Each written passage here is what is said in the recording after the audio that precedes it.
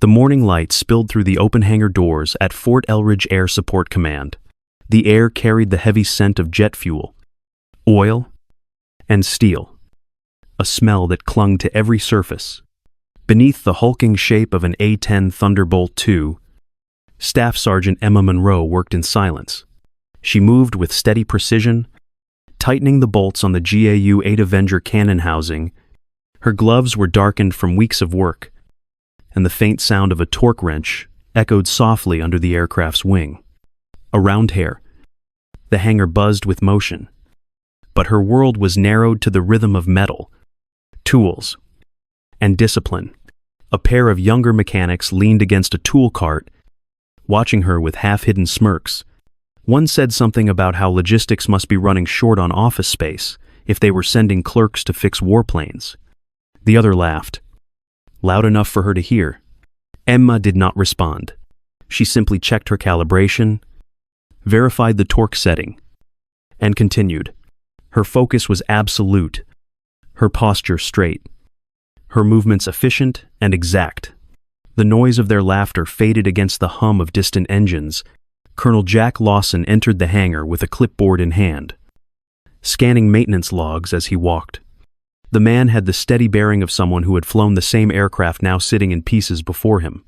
His eyes swept over the crew without pause until they caught the quiet figure under the nose of the Warthog. For a moment, he watched how she worked.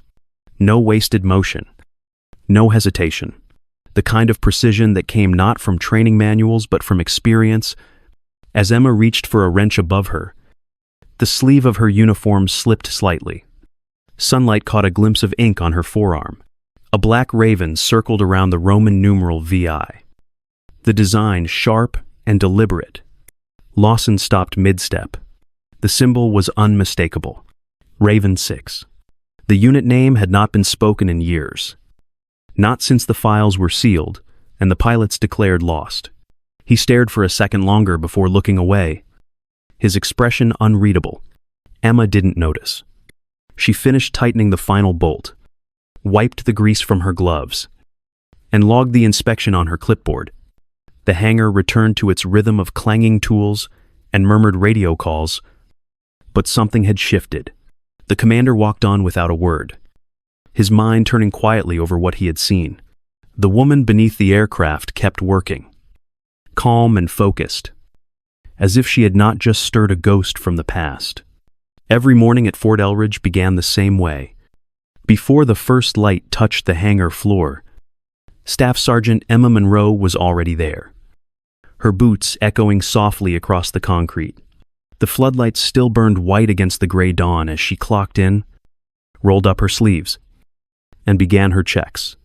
The air smelled of fuel and solvent, and the distant hum of generators set the rhythm for another long day.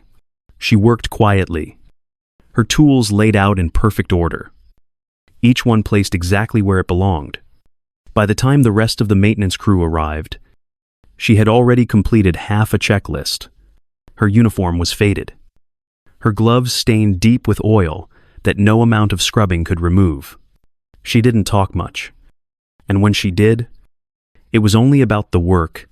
Most of the others chalked it up to shyness or fatigue. They joked lightly when she passed by, but never cruelly. She was polite, calm, almost invisible. In the military, people like that blended into the background easily. But Chief Master Sergeant Bill Kane, a veteran with 3 decades of service, saw something the others didn't. He had watched rookies, veterans, and washouts come and go. Monroe didn't move like any of them. One morning, he paused near her station as she inspected a weapons mount under the wing of an A-10.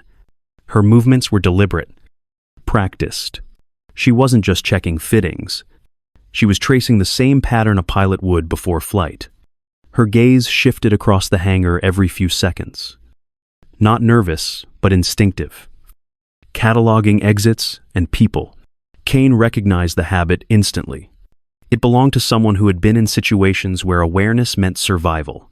Colonel Jack Lawson noticed her too. During a late-night inspection, long after most of the crew had gone, he found her crouched beneath an aircraft, replacing a drive coupling by hand. The alignment tool was off, so she trusted her own precision instead. The parts fit perfectly. Lawson watched from a distance, saying nothing. Her focus was absolute. Her control effortless. She didn't move like an enlisted mechanic. She moved like someone who had once flown the same aircraft. She now repaired. The quiet around her wasn't emptiness. It was discipline, carved from experience and things she would never say. 5 years before Fort Elridge, Emma Monroe wore a different uniform and carried a different name. Back then, she was Captain Emma Monroe. Call sign, Talon 2. A combat pilot flying the A-10 Thunderbolt II in a unit that didn't officially exist. Raven 6 was small, specialized, and silent, formed for missions no one would ever admit happened. On the morning of Operation Swift Talon, her aircraft rolled across a foreign runway before dawn. Formation lights blinking in the dark. The team was tight. 6 pilots. Each one trusted completely. Their target was a convoy hidden in the mountains. Routine on paper. But Emma's gut said otherwise. The briefing had felt wrong. Too clean. Too quiet. In the air. They flew low and fast. Engines growling through thin clouds. The radio chatter was light, steady, professional. Then the horizon lit up with fire. The first explosion came from below. Not enemy fire, but inside their own vector zone. The comms filled with noise, alarms, and broken voices. One by one, the radar blips faded. By the time her A-10 climbed above the smoke, she was the only one still transmitting. She called for extraction. But the channel was dead. Someone had cut them off. When her jet went down minutes later, she ejected at the last possible second, landing in silence, where no rescue was supposed to come. She woke days later in a military hospital, bruised, burned, and surrounded by blank stares. They told her the crash was mechanical failure, that Raven 6 was gone, and that she was lucky to be alive. But she had seen the data logs. The coordinates had been leaked. Someone high up had sold them out. When she was discharged, her records were erased. Her rank reassigned. Officially, she was dead. Unofficially, she lived for one reason: to find the truth buried beneath the silence that had stolen her team. The day of the weapons test began like any other. The hangar buzzed with the mechanical rhythm of wrenches, torquigons, and shouted commands that echoed off the metal walls. Outside, the air shimmered under the morning sun, the kind of dry heat that made the smell of fuel cling to everything. Staff Sergeant Emma Monroe stood under the wing of an A-10 Thunderbolt II, clipboard in hand, performing the pre-flight inspection with the same precision she brought to every task. Her eyes followed each item on the checklist: hydraulic pressure normal, electrical systems stable, weapon mounts secure. The last step was the GAU-8 Avenger cannon system, the heart of the Warthog. She checked the ammunition feed belt for proper alignment, verifying the spacing between links, the rotation sequence, and the tension of the guide rollers. Every reading came back perfect. The automated diagnostic confirmed what her hands already knew. Twice the system cycled without a single fault.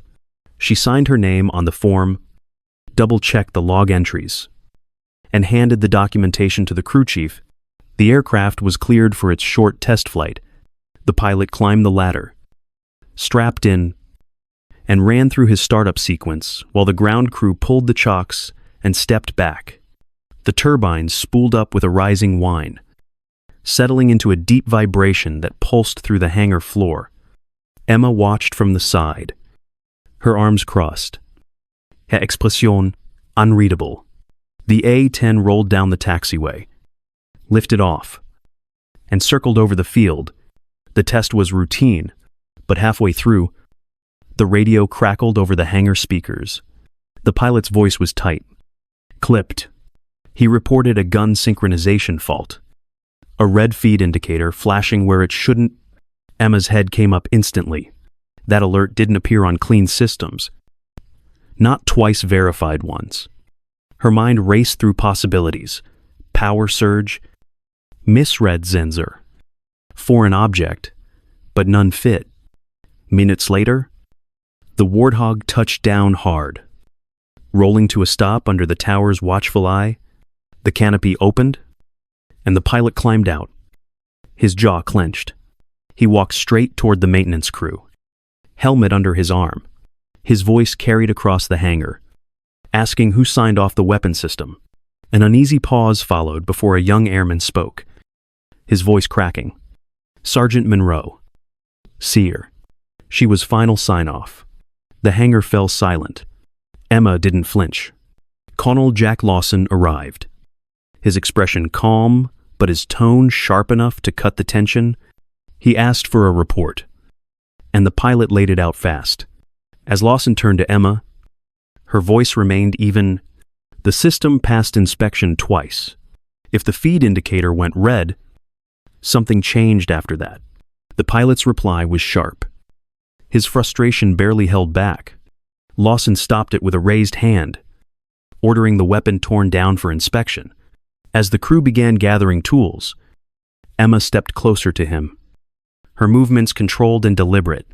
She held out a folded piece of paper. Just another note among the day's paperwork.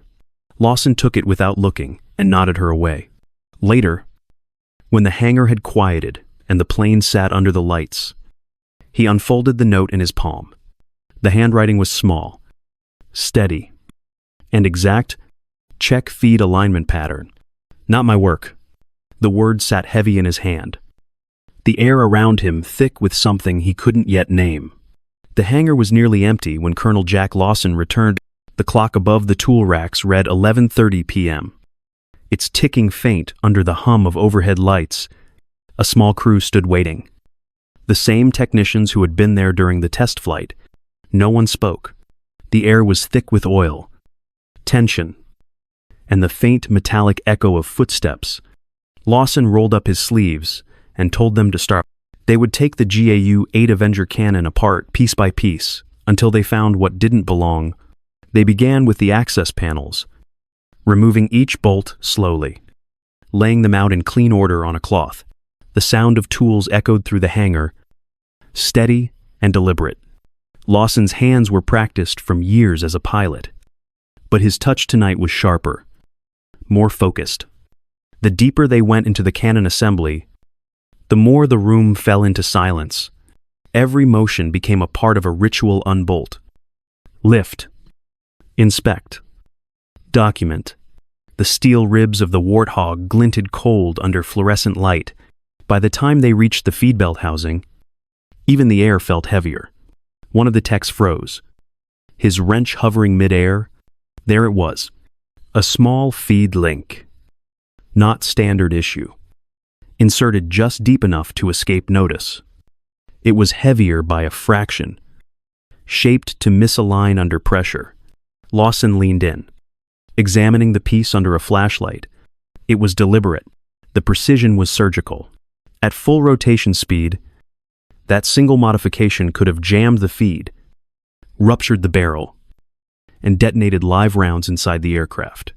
This wasn't a mistake. It was sabotage. He picked up the altered part with a cloth and held it in his hand for a long moment. The quiet in the hangar seemed to stretch. He ordered the crew to log the find under his authority and dismissed them for the night. Alone, he sealed the component in a metal container, added the maintenance logs, and locked both in his office safe. The realization sat cold in his chest. Emma Monroe hadn't made an error. Someone had tried to destroy her. When Lawson returned at 6:45 a.m., the hangar was alive again. Mechanics moved between tool carts. Engines roared in the distance. He walked to her workstation and stopped. Her tools were cleaned, her clipboard stacked, her locker closed tight.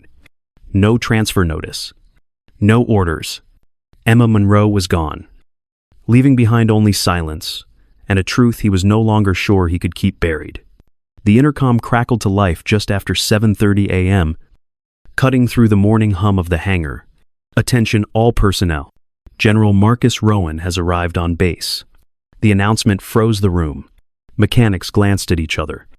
Tools paused. Mid-air. Colonel Jack Lawson's eyes lifted toward the ceiling speaker. Rowan's name carried a weight everyone understood. The general wasn't known for surprise visits unless something was being tested or someone was. Within minutes, a convoy of black vehicles pulled up outside Hangar 2. The sound of boots and clipped voices filled the air. Rowan entered with a small entourage. His posture relaxed, but commanding. He looked like a man who owned every inch of the concrete beneath his feet. Lawson stepped forward to greet him. But the general brushed aside formality. He called for a live-fire demonstration of the A-10 Thunderbolt II, parked under the lights. The same aircraft from the malfunction. No one had prepared for it. The maintenance crew exchanged uneasy glances. As orders spread across the floor, Rowan's gaze swept the hangar and landed on Staff Sergeant Emma Monroe. He smiled faintly, calling her forward, insisting she stand at the safety line since she had signed off on the cannon inspection. Lawson objected, his voice calm but firm.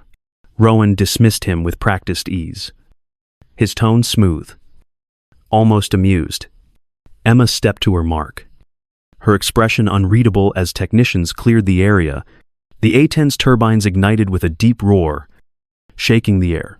Heat shimmered across the hangar as the cannon began its rotation test. The barrels spun faster, the rhythm rising toward the expected 3,900 rounds per minute. Emma's head tilted slightly. Something was wrong. The vibration pattern was off. Uneven. In one motion, she sprinted forward. Hitting the emergency stop switch on the auxiliary console, the cannon ground to a halt with a violent metallic shriek. Smoke hissed from the feed system. For a moment, no one moved. The air was thick with the smell of burned insulation. Emma crouched beneath the nose of the Warthog. Reaching into the cannon housing, her gloved fingers retrieved a small, blackened coil, melted at one end. She stood and held it up, a disguised trigger fuse. Not part of any authorized system. Sabotage. The silence that followed was absolute. Every eye turned toward her. And for the first time, the general's smile faded. Smoke curled from the nose of the A-10. The smell of burnt metal spreading through the hangar. The sound of turbines still echoed off the walls. But no one moved. Colonel Jack Lawson broke the silence first, his voice cutting through the haze as he ordered a full stop on all testing. He turned toward Emma Monroe, who stood calmly beneath the aircraft. Holding the small blackened fuse between her fingers, the piece looked fragile, almost harmless. Yet everyone in the room understood what it meant. Chief Master Sergeant Bill Kane stepped closer, examining the coil with practiced eyes, his brow furrowed. That part doesn't belong anywhere near a GA-8 system. Lawson's expression tightened, his focus shifting toward General Marcus Rowan, who remained composed, hands clasped neatly behind his back. The general's tone was light, but his words carried authority. He called it an overreaction, a routine malfunction exaggerated by nerves.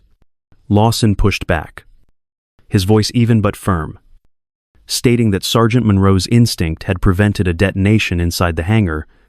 The tension thickened. Rowan smiled, the kind of smile that hid irritation behind control. He reminded everyone of chain of command and proper channels, twisting the scene with quiet skill. He suggested that Monroe had acted impulsively, and that Lawson had failed to maintain discipline. The maintenance crew watched in uneasy silence, their faces pale in the harsh fluorescent light. Lawson could feel the power dynamic shifting, the unspoken threat in every polished word. Rowan gave a small nod toward security. 2 armed personnel stepped forward. He ordered both Lawson and Monroe taken to holding for debriefing. Emma didn't resist. She handed the fuse to Kane, wiped her gloves clean, and turned toward the escort. The hangar seemed to hold its breath. As she moved past Lawson, her sleeve slid slightly, revealing a mark on her forearm, black ink, a raven in flight, encircling the Roman numeral VI. Lawson froze. The emblem was burned into his memory. Something spoken of only in rumor and after-action reports, long buried. Raven 6. The lost strike unit wiped from existence 5 years ago. As security led her away, Lawson's thoughts blurred into static. The quiet mechanic accused of negligence wasn't just another name on his roster. She was the ghost of a legend he'd been told never existed. The security team led Colonel Jack Lawson and Staff Sergeant Emma Monroe out of the hangar, the sound of their boots echoing against the concrete. The late afternoon sun stretched long shadows across the runway. Casting the base in a haze of gold and smoke, the air was still heavy from the earlier chaos. Neither spoke. Behind them, the hangar crew stood frozen, unsure whether to salute or stay silent. The tension in the air felt alive, as if the ground itself was holding its breath. Then came the sound, faint at first. A distant rumble from the far end of the airfield. Lawson turned toward it, eyes narrowing. One of the A-10 Thunderbolt IIs, the same aircraft from the weapons test, was powering up. Its turbines roared to life, shaking the air. No pilot was inside. Lawson shouted at the security detail, demanding to know who authorized the startup. The technicians scrambled, their voices cracking through the radio net. No one had issued a command. The jet was running itself. Inside the control tower, screen lit up. Communications officers reported an active transmission signal coming from the A-10, encrypted and locked out of base access. General Rowan stormed from the hangar, barking orders to cut the link. But the system refused. The transmission had already routed through a channel labeled Raven 6. Lawson turned to Emma, his pulse quickening. She stood calmly, her eyes fixed on the aircraft. She said she knew this day would come. Rowan had silenced her once. He would never do it again. Across the base, digital displays flickered. The same message appearing in sequence: data transfer complete. Pentagon oversight received. Shouts erupted as military police converged on Rowan, forcing him to the ground. The A-10 began rolling down the runway, pilotless, its engines howling into the wind. As it lifted off, the setting sun caught its wings, painting them in gold. The hangar crew stood motionless. Lawson straightened and raised his hand in salute.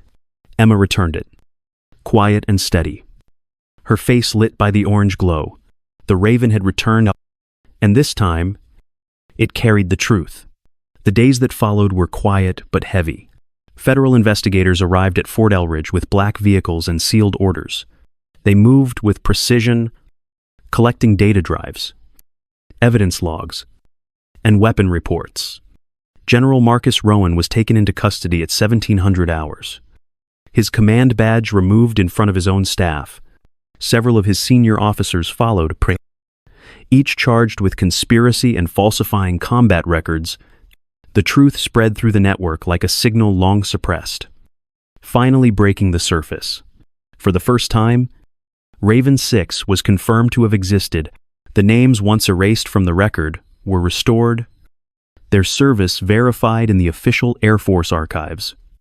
Colonel Jack Lawson was assigned to assist with oversight reform, helping close the loopholes that had hidden the betrayal for years. Major Emma Monroe's reinstatement order came quietly through the Pentagon. No ceremony, no press release. She signed the papers without comment. When asked about commendations, she declined them all. She requested only one thing: a memorial for her team behind Hangar 2. A granite wall was placed beneath the open sky, engraved with 6 names, under the simple heading Raven 61. No flags, no speeches, only the low hum of distant engines across the field. Lawson stood there during the dedication, his hands behind his back. The weight of the past finally settled. The air felt cleaner now, touched by something deeper than victory. Truth had outlived the lies, carried forward by the quiet strength of one soldier who refused to be forgotten. The morning air at Fort Elridge was cool and still. The sky carried that same gray hue it had the day she first arrived. brushed with a thin line of gold stretching along the horizon.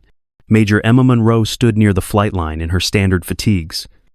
Sleeves rolled, gloves tucked neatly into her belt. The transport aircraft behind her hummed with steady power, ready to take her away from the place that had tested every part of who she was. Colonel Jack Lawson approached, his boots crunching lightly against the tarmac. He stopped beside her. Watching the rising sun glint off the aircraft wings, he asked why she had stayed silent through it all. Why she never defended herself when words could have cleared her name. She looked at him, a faint smile touching her face. "Loud people get noticed," she said quietly, "but quiet people get things done." For a moment, neither spoke. The sound of the engines filled the space between them like an unspoken salute. She climbed the steps slowly, pausing at the top, to look back one last time. The hangar stood in the distance, its doors open to the morning light. On the side of a nearby A-10 Thunderbolt II, freshly painted under the cockpit, was a single black raven in flight. Lawson stood at attention, watching as her transport lifted into the pale dawn. His thoughts settled into words he never said aloud. True strength does not boast. Real courage listens and acts when it matters most. The quiet ones, he realized, are the ones who carry the nation's honor on their shoulders